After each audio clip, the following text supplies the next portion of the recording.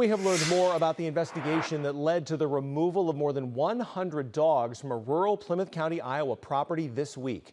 The Plymouth County Sheriff's Office says on September 18th, deputies searched that property after getting a report of unsafe living conditions for multiple children and animals. As a result of that search, 3 children were removed from the home and placed in the care of the Iowa Department of Health and Human Services.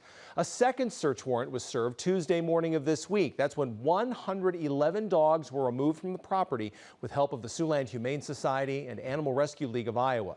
Authorities still haven't identified the location of this property or said who owns it, saying only the investigation continues.